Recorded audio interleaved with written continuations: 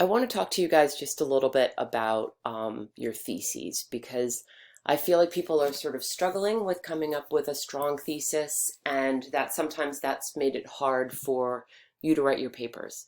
So I thought that I would just give you a quick review about some different ways to think about what a thesis is. So you already know it goes at the end of your intro paragraph. As your papers get longer, it might go at the end of a second or maybe a third paragraph.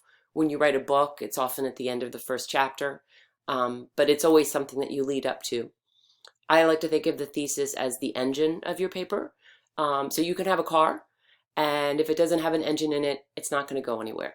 And in the same way, you can have a paper, but if you don't have a thesis, it's not going anywhere because the thesis is the thing that you are writing the paper to prove. So once you have a thesis, it will be easier to write your paper. And that means that sometimes you have to go through the pain and the agony, or maybe the suffering of really thinking for a while before you figure out what your thesis is. But I promise that once you have a thesis, if it follows some of the guidelines that I'm going to tell you, your life will be easier, okay? So the first thing I'm going to tell you about a thesis is that it is the answer to a good question. It is never a question. So if you write a question at the end of your intro paragraph, that's not actually a thesis. But if you answer it, you probably do have a thesis. So when I say it's the answer to a good question, what I mean is that it's the answering to like a challenging question, not a question where everyone says, oh, that's easy, right? So that's one way to think about it. You can also obviously think about it as something that's persuasive. So it's trying to convince the reader of something. And that's actually kind of useful because that justifies the existence of your body paragraphs. You know, your thesis is an assertion of something that you believe. And essentially the body paragraphs are what you say when your imaginary reader says, I don't believe you. Why is that true? Then your body paragraphs would give all of your evidence for why it's true. Another way to think about a thesis is that it's kind of got a formula, and the formula is topic plus treatment. So the topic is whatever it is your paper is about. So you actually have two topics to choose from. One topic would be suffering, and the other topic would be happiness. Now, of course, you have to talk about the relationship between the two, but if you boil your paper down, you'll discover that you're probably either writing about suffering or you're writing about happiness. And the treatment is whatever you want the reader to agree with you about the topic, right? So the statement would be happiness plus a statement that you want the reader to agree with, or suffering plus a statement that you want the reader to agree with. And hopefully knowing this will help you remember also that a thesis should be short and sweet and direct. I think of it like a sign by the highway. I'm driving along, I'm in the middle of your intro paragraph, I'm going just sliding along your sentences, and then I want to have one clear sentence at the end that just orients me, that tells me, okay, this is what I want you to believe by the time I'm done with this paper. So I think of it like the sign by the highway. I do not want a lot of words. I want you just to boil it down to a simple statement. Okay, the next thing about a thesis, and this will definitely become more true as you start doing research, is that it has to be provable with the information you have. So in your case, it has to be provable with the two articles that you just read about suffering. If you want to include also the stuff about positive psychology and the different kinds of happy lives, you can include that as well. But that's it. So if you find your thesis ranges beyond whatever it is that you've studied, then you're going to have to pull it back a little bit. It's also controversial. And when I say controversial, I don't mean that it's the sort of thing that leads to like a brawl on a Jerry Springer show. So it's not controversial like that. When academics say controversial, what we mean is that a reasonable person could disagree. So one way to test your thesis is to say, is there a reasonable argument against my argument, right? Not like a wingnut theory, but a reasonable argument, right? Because if no reasonable person would disagree with your thesis, then there's absolutely no reason to write the rest of the paper, right?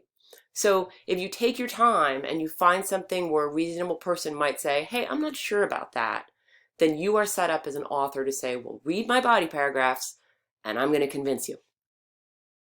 Okay, And I'm going to put in parentheses here that if you took 098 or maybe even 101 at CCP, you probably learned about the thesis structure that has a thesis plus 3 reasons.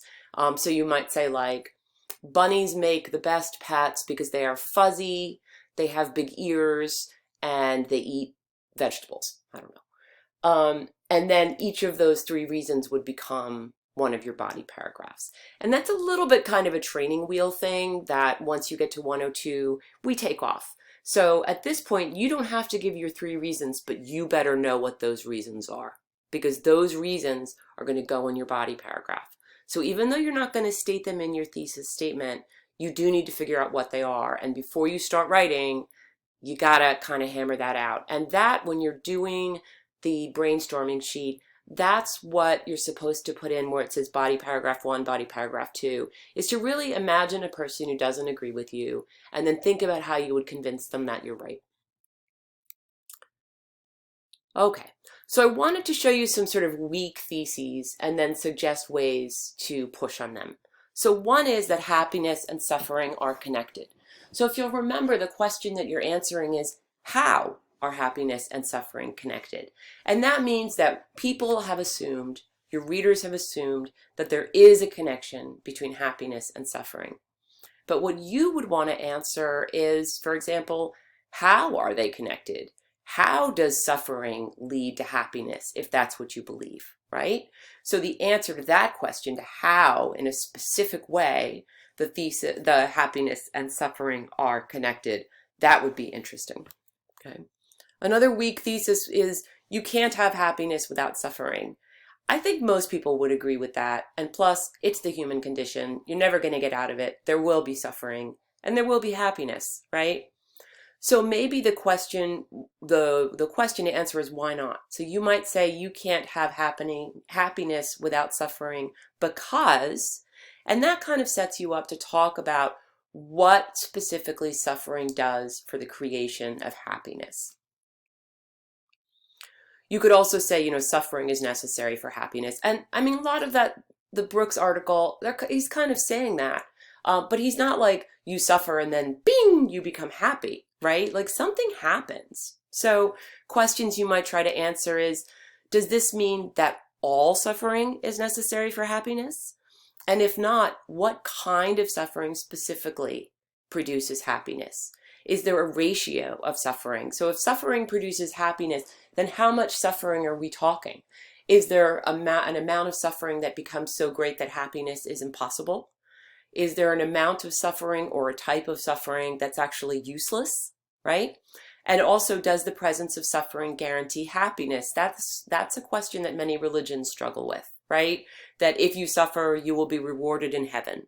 Or if you suffer, you will be inspired to want to choose a better path by avoiding doing bad things.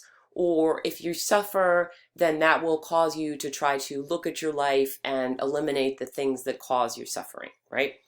So, but does it guarantee happiness? I don't know. That would be a harder thing to prove. Okay, things to think about. You can go back to that Seligman piece where he talks about happiness. You could say, I'm going to define happiness.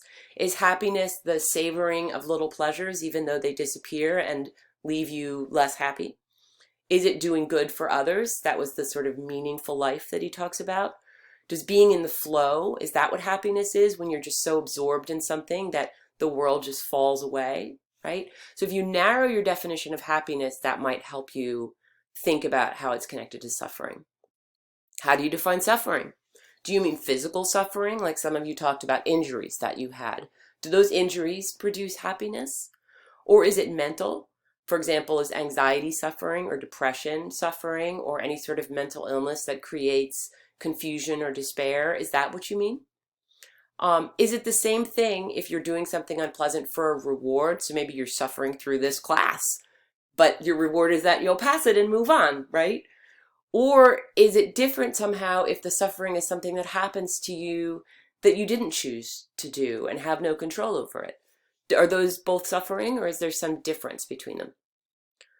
Then questions you might want to consider: does all suffering have value for happiness, right? You might want to think about what kind of suffering does or doesn't. Does it always teach us to be better or more grateful? Or does something have to happen for it to lead to happiness? In other words, is it suffering plus something that causes happiness? Or does suffering just convert into happiness in our brains? Or this is another way, this is more of a sort of religion morality approach, would be to say that suffering is a price we pay for happiness. Like through our suffering, we are guaranteed happiness, right? Is suffering therefore earning us happiness? Or again, is there some other thing that needs to happen? Does suffering always lead to happiness, right? I don't see, you'd have to convince me of that, because there have been ways that I have suffered that have never led to happiness, maybe gratitude, but I don't know about happiness. And therefore, if we do believe that, then should we be glad when we suffer, right? I don't know about that. So before I get to McMahon's paradox, I guess I just want to really encourage you to think a lot about what suffering means. I guess I would try to think of like suffering that is profound. The death of someone that you love, losing someone that you love, having to do things or be around things that are abhorrent to you. Like, I think that this paper will be easier to write if you spend a little bit of time thinking about the times when you've really deeply suffered. Unfortunately, it's the human condition. I know you've all suffered some grief or some loss in your life. And go back to that and try to think about how or if or when it connects to happiness, because I don't think that it's a simple connection, right? And then finally, the McMahon paradox. McMahon was really hard, but I think that I want to point you to the idea that he's saying that there's something about our assumption or set of beliefs about happiness that then sometimes in a weird way prevent us from being happy. So that if we think of happiness as never feeling anxious or never feeling stressed out or never having anything bad happen, then anxiety or stress or the event of a bad thing creates a crisis for us. And that crisis makes us more unhappy than if we somehow accepted that unhappiness was just part of life. So hopefully that's helpful, and I would encourage you to go back and reread the McMahon with that in mind. So that's enough for now. I'm hoping that somewhere in here you have the beginning of a thesis. If you want to run your thesis by me, please feel free to email it to me, and I'll try to get back to you quickly with some thoughts. Okay, take care and good luck with your paper.